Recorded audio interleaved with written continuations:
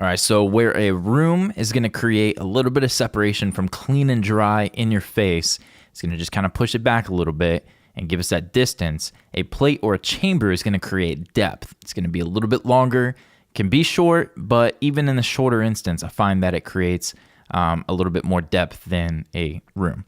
So we're going to take a look. Similar example, we're going to look at these drums. I've got a drum plate. I've got the EMT 140 open. Don't worry if you don't have this one. I've also got the plug-in mix plate and the Reverb stock with Pro Tools up for us to take a quick look at. And then we're going to take a look at the Sunset Chamber, which is a Bricasti M7 IR, an impulse response. I've got a link in the PDF attached with the course files that will take you where you can get those for free. It's donationware, so if you can, please donate. But more on that in a minute. Let's take a look at this plate. These are the drums completely dry.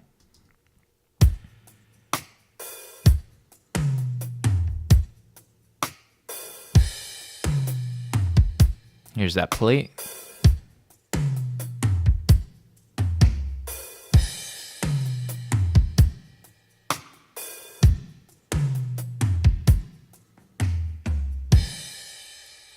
Okay, now depending upon your taste, I mentioned at the beginning, taste is everything with this.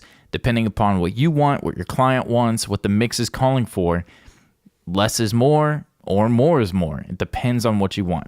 I push it a little bit farther to my taste, but in the context of a mix, you may not hear that quite as much. So be aware that you can experiment with different amounts. It doesn't have to be one set rule. I like to exaggerate it whenever I'm starting to blend it in and then kind of pull it back to where I just kind of feel it and it's not necessarily something I hear.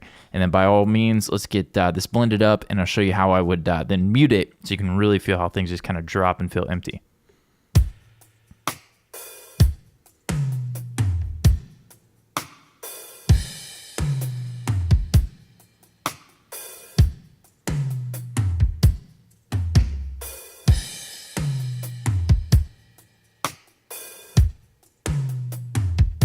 So there you go. A little bit of an example of how that plate can give us some awesome depth. Now, these are the settings. You can take a look at those if you have this plugin. If not, let's come down here and take a quick look at the plugin mix. I have not used this personally, but let's pull it up on the screen. I just kind of set the delay time, the reverb time to 2-3 seconds. Come back here and let's pull some of this in.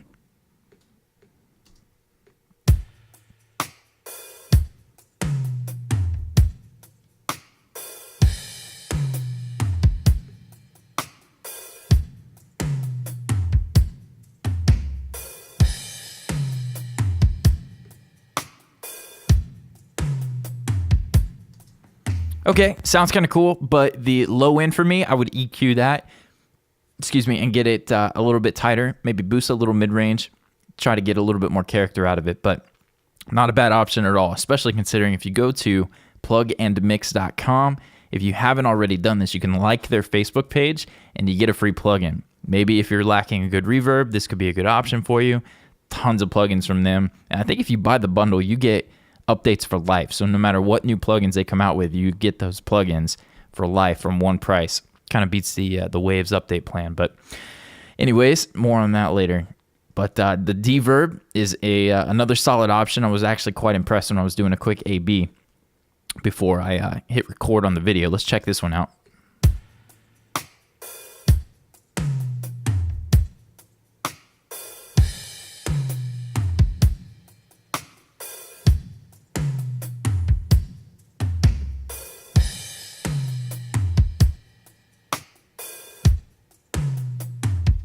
Okay, and you heard it disappear there. Not bad, right? Stock plugins, free. Maybe Graham Cochran at the Recording Revolution is onto something with these stock plugins.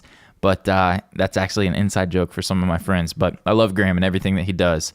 But there you go. Stock plugins can work. There was a great example. It sounded pretty cool. Did it sound as good as EMT 140? I don't think so, but it's pretty darn close. So you be the judge. Moving away from the plate, let's pull open the Sunset Chamber and take a look at what this is doing. Once again, this is wrong one. Let's come over here to the Sunset Chamber. I am using Reverberate, which is a plugin made by Liquid Sonics. You can go check them out. I think it's liquidsonics.com. I've got a link in the PDF. And this is an extremely affordable IR reverb plugin that you can pull in. It's a convolution reverb, so you can pull in impulse responses.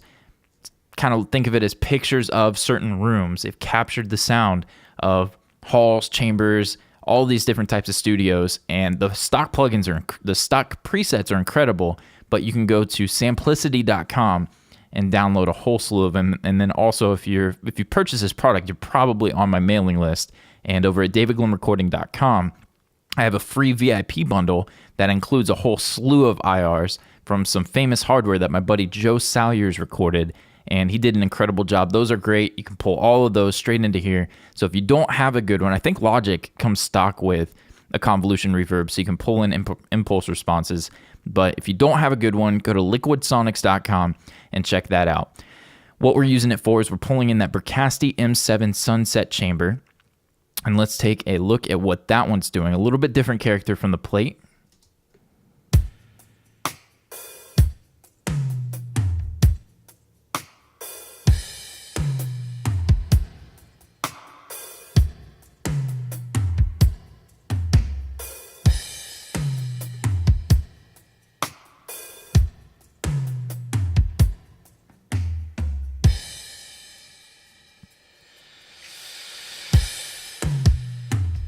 Cool, and that was dry at the end. So another vibe, I prefer the plate. Some people prefer chambers. I use that sunset chamber with varying decay times for all kinds of instruments. You're going to see me when I do the instrumental breakdown use that on things like strings, sometimes vocals, acoustic guitars.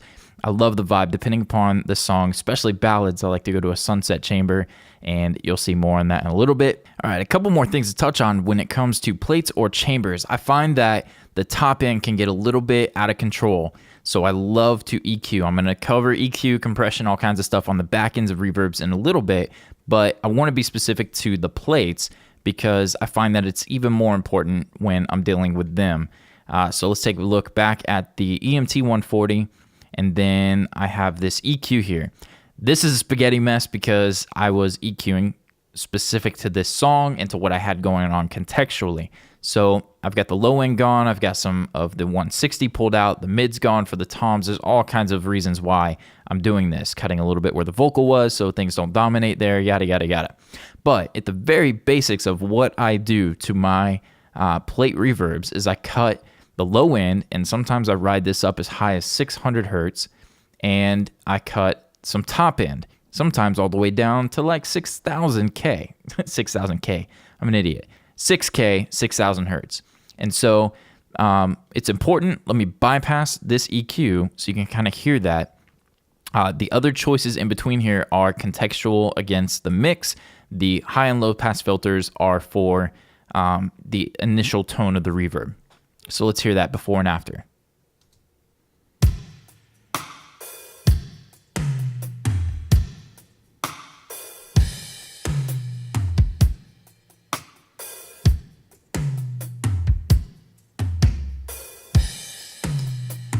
Okay, and we'll get into EQ in a minute, but you can see how it completely changes the tone. You may think I sounded better before. In the context of the mix, I felt like it worked better to cut the lows, cut the highs, and focus that reverb in on the mid-range. And then there were some things that were bothering me, actually. A lot of things that were bothering me, so I went to town on this one. But contextually, I wanted to get rid of the lows and the highs. A couple more things. That was brightness. Rabbit trail of talking about brightness. Try rolling off top around 6K. Reducing the highs will help it not stand out so much so it doesn't just take over the track. And then it won't stick out so much. It'll blend better. And then the low end, we want to talk about, I'm reading my notes here. We want to try and remove some so that you can get it a little bit clearer. It's not so boomy. Then the last thing was the length. Timing your reverbs. Let's talk about that for a minute, because this is a good one to use. So let's say if we had a really long decay on this one, a really long reverb time.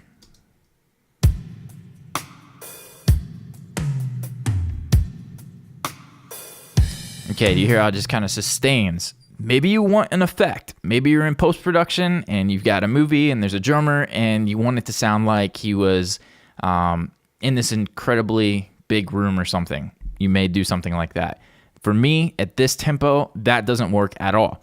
Or for any source. It doesn't even necessarily have to be drums that we're talking about.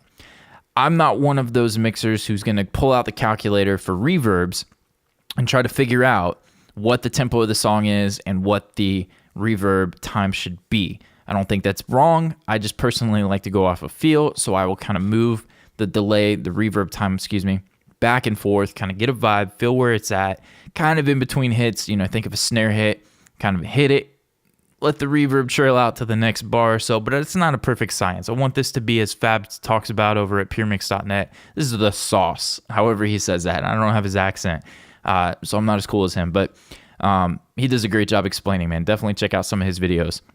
But at the same time, for a song like this, I don't necessarily want this to be all the way down. Check that out.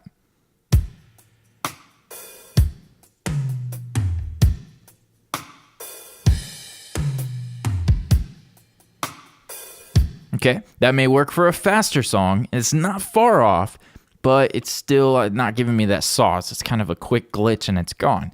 So I'm going to try to just bring this up and feel what works for this track.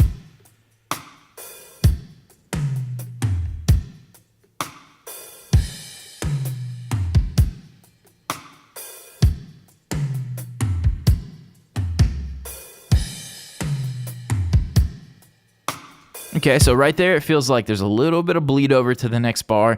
Just kind of tails off. It feels nice. It's giving me the vibe that I'm looking for personally, so I would take that. Again, I would exaggerate it so that I could find the time, and then I'm going to feel it out. I'm going to kind of bring it up till I hear it, and I'm going to drop it down until I just kind of feel it. Mute it, compare it to what the original was. Listen in the track, always checking in context of the mix.